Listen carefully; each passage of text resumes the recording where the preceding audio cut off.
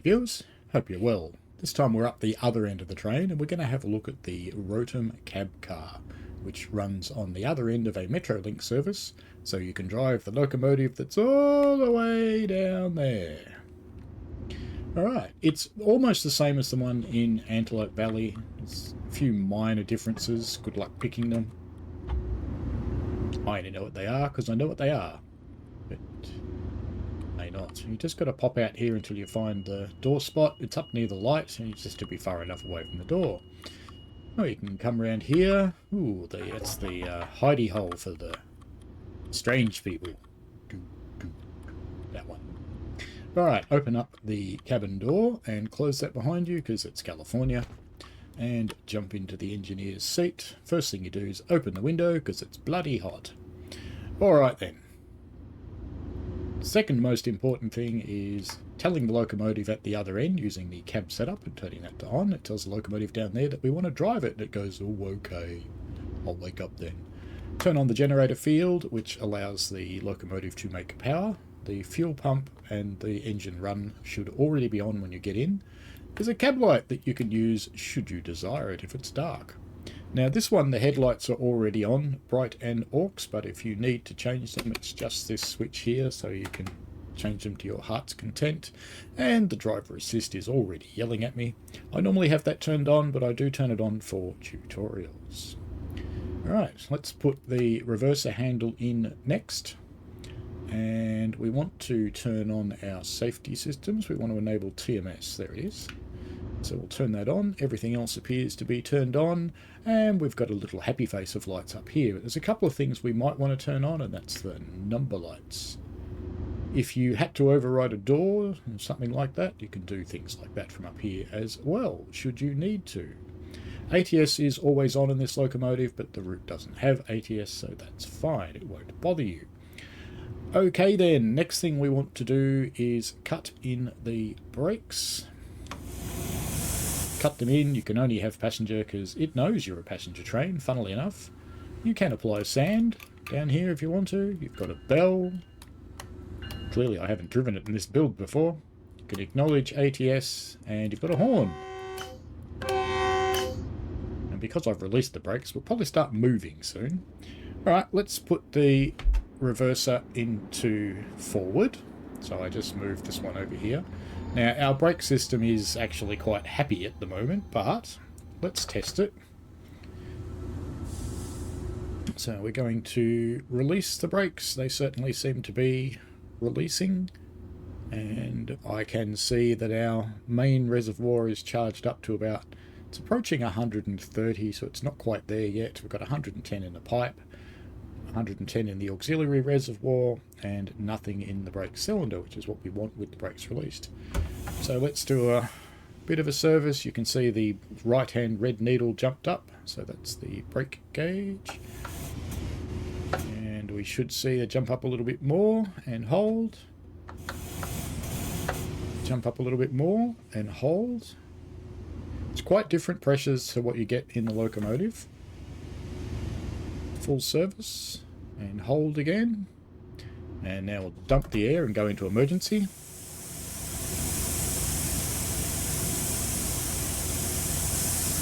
Alright, we should see the PCS lamp has come on up there. There it is. So now we'll go back into neutral on the reverser and put it into suppression, and the system will start to recover. It is indeed starting to charge the train back up again. Of course, rail driver's jiggling the handle around like a crazy thing because it does that. Alright, back into forward, and we will release the brakes and let it charge the system properly. Might be a little while that happens, because the locomotive at the other end will be going chugga chugga chugga chugga chugga now, running its compressor. You can see our brakes are releasing, and the main res is almost up to 130. It's a lesser pressure than you'd see driving the MP36 at the other end. Wiper controls are here if you desire, so you can turn them on and it wipes. Great surprise there. There is a sunshade over to the side if you want to stop some side lighting coming in. There's nothing in front of you, oddly enough. So I think it's time to go to LA Union Station, don't you? 2 blasts on the horn. That appears to work. Does our bell work?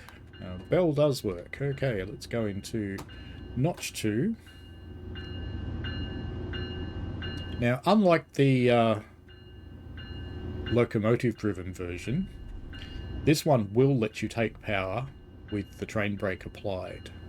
Now, we can trail through these points up here. It's a non-issue. We have a 5-mile-an-hour limit, and we're already going faster than that, so I'll just notch back to 0. And we have a caution signal sitting out in front of us. Let's turn off the Beelzebub, so we don't have to listen to that anymore, because our name's not JD. Prototypically, when you're in a yard, you'd leave the bell ringing to just help people out so you don't run over anybody, but I don't like it, so turn it off. You can see our signal has changed aspect as well. Now, I'm not going to touch any controls, and I hope the rail driver doesn't jiggle any, because we want the alerter to go off, so I can show you how to reset that. Spoiler, you press it with the acknowledge button down here. You can use Q on your keyboard, or you can use circle or B, depending on the flavour of your controller.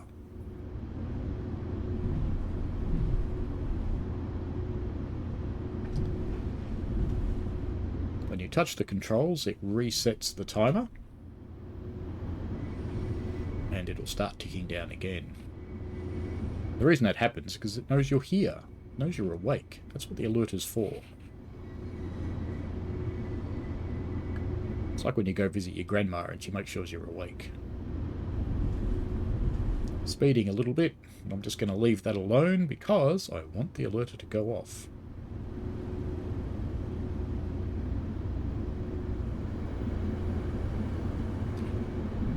Going to cross the, what I assume is the Los Angeles River here.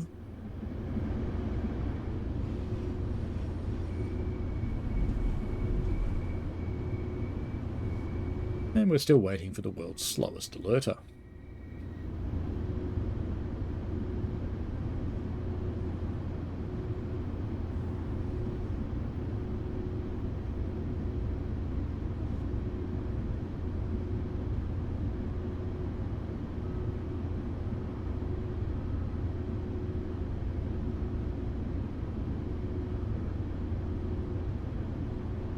I can hear a very slight sound. I wonder if that's it. No, I don't think so, because it stopped.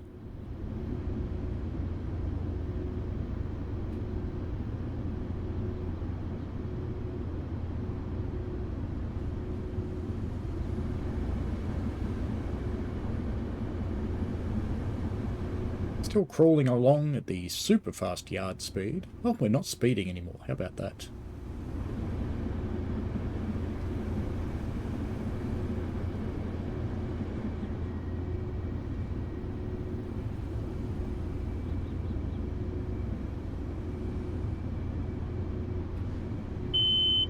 Yay! There it goes. Alright, so I'm going to acknowledge that with the Q key. And the alerter goes away. Now I'm just going to put a little bit of power on, just so we keep going towards Los Angeles instead of starting to roll backwards, which we might do soon. I think just notch 1 will be fine. And I'm going to let the alerter go again. This time I'm not going to reset it. I'm just going to let it stop us. It'll be a little while, as you may have noticed. Probably should notch this off, actually. It'll be a little while longer now, because I've touched the controls again. I do note that the rail driver implementation in the cab car is very nice, actually. None of the sticks jiggle and bounce, apart from the brake handle does a little, but the others are good. Unlike the MP36 that bounces around like the Tasmanian devil. We cruise along here. I'm not going to speed up, because I don't want to. Normally you would through here, because you're allowed to go faster. But I want the alerter to actually stop us this time.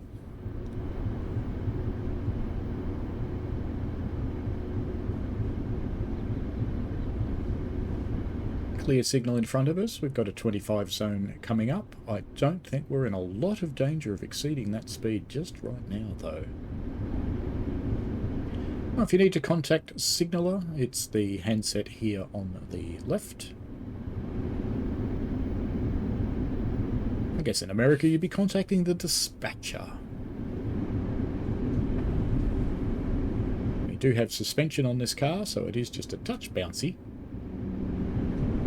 And yes, I know it looks like we're going to hit this bridge, but trust me, I've sat outside because I thought it must be clipping through it, and it doesn't. Doesn't miss it by much, but it does miss it.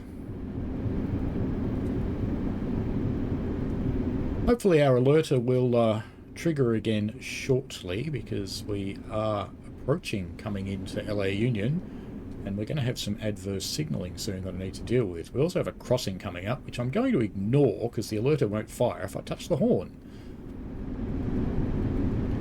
The X on a stick back there was the thing. Alright, here goes the alerter.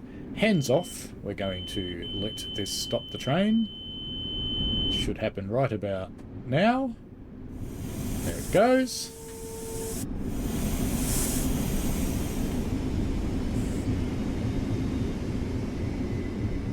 So we react to this by putting our throttle into the off or zero position, which it already is.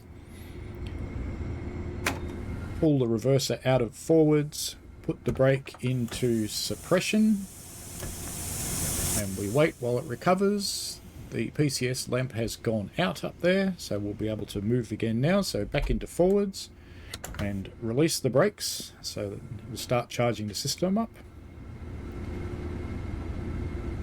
We're going downhill, so I'm not going to bother too much about putting a little bit of power on, but you could put some power on if you were going uphill, so that you don't roll backwards. And there we go. Brakes have now released and we're starting to roll, so we'll just warn people, because we're good citizens. And we're coming up to a crossing anyway, so we have to do two longs, a short and a long.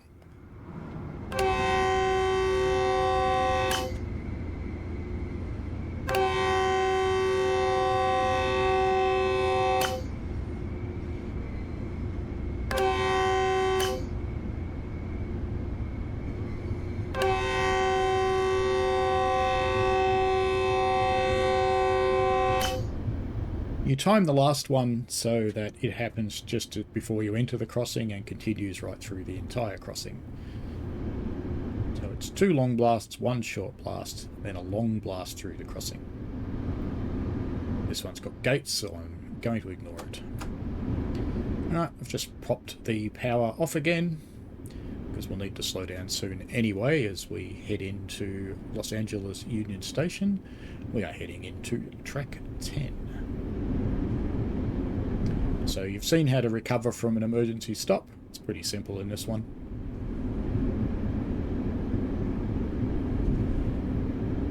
And we'll take this all the way into LA Union, and I'll just show you how to stop in a platform. Now you do have dynamic brakes here by pushing the master controller handle away from you. You go into setup first. You can't actually hear the engine rev up because it's at the other end, but just wait a few seconds and then you can go into dynamics, and you will see on the power gauge the needle starting to go into the yellow section. Dynamic brakes are only effective below about 30 miles an hour and above about 8 miles an hour. Anything outside that range and they won't work terribly well for you. So we are starting to slow down towards 12. I'm going to give a little bit of air brake just to encourage us to slow down a little quicker before we get to that zone, and I'll release that now. Remember, air brakes come on relatively quickly, but they can take a long time to come off, so you release them before you get to the speed, not afterwards. Alright, I'm just going to bring our dynamics back into the setup position now. We don't really need them. We are going to be well below the speed limit of 12. And even though we are going down a slight gradient, if we pick up a little bit of speed, it won't really matter too much.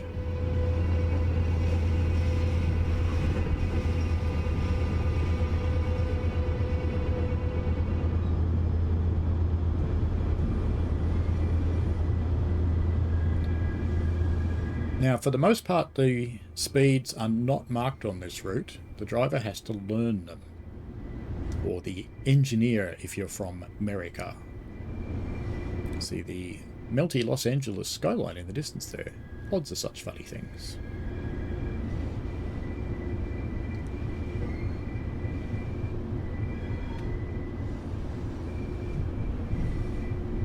Now, that guy that raced us in there, well, we got the last laugh because we're crossing him to get into our platform. And he has to wait. Sometimes it's better to be a snail.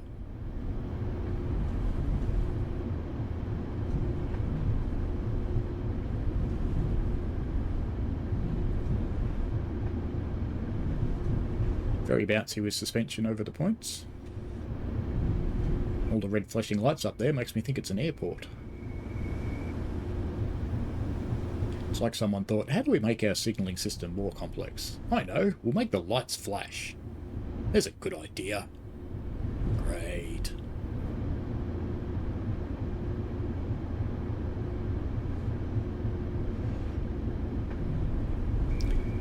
Because in case you didn't notice by the great big buffer down the other end of the platform, you're coming into a dead end. We roll into platform 10.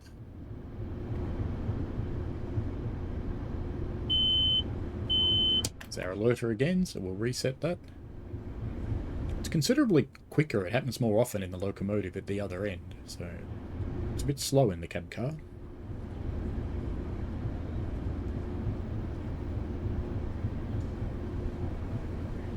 I normally turn these coloured stopping markers off, but I have them on for the purposes of a tutorial so that you can see that it starts off as red. They're a very, very good thing as you're learning where the stopping positions are, and you get down to the green spot, which is where you're supposed to stop. And if you stop in theory anywhere in the green area, it will cover that as the objective. Now on this route there are some places where it's very finicky about the stopping point. This is deliberate because the signals end right behind you, so you need to be fully inside the block. So if you stop 10 yards out, you may find that's not enough and you have to release the brakes and try again. Speaking of brakes, now's probably a good time to start applying them. This thing stops almost as well as a lump of butter on a hot day sliding down the bonnet of someone's car. Oh, I'm sorry, we're in America. The hood. It's funny how the wheelchair ramp's just here for the driver.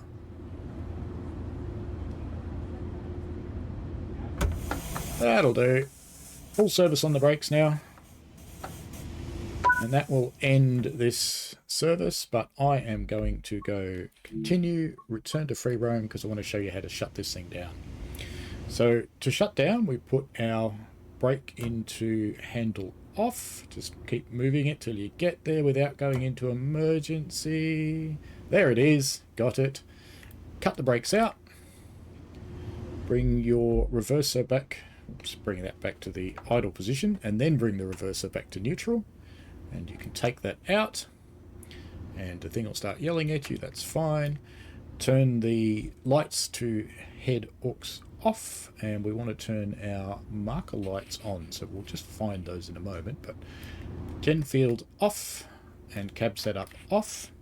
Everything else stays on, and up here we want to turn on our marker lights. Are they up here? Number lights. We had our marker lights up here somewhere. Marker lights. There you go. You press the button. Well, that's advanced. Okay, we're done. Oh, shut the window, of course, and open the door. Close the door so you don't come back and find someone living in there. And down the stairs, past the little cubby hole where the strange person lives, and out onto the platform. Alright then, and we can close the door because this train's now out of service. Remember that guy I said would be hiding at the little cubby hole? There he is there. Alrighty, so that has been the Rotem Cab Car. Now, I don't have to teach you about the Bombardier cab cars because they're not allowed to be used anymore because they're not crash resistant. So they exist in the trains, they're still there, but they're blanked off. You can't actually get into them and drive. Not sure if we'll see one if we come wandering down this train. Let's just have a look at all the carriages and see if we can see one. Some of the carriage sets have one in and some of them don't. That one. Not that one. Not that one, because that's a locomotive. And look at that. Someone came in right behind us. No, it's probably joined to us. There's more than one. There you go. Anyway, I don't think we're going to find one, so that's about it. And that's it for this tutorial. So we have learnt all about the other one of those, the Rotem Cab Car. Alright, if this is helpful for you, please like and subscribe. If you've got any questions or comments you'd like to make, please drop them down below and I'll see what I can do to help you out. Alrighty, have fun folks, enjoy San Bernardino. See you later.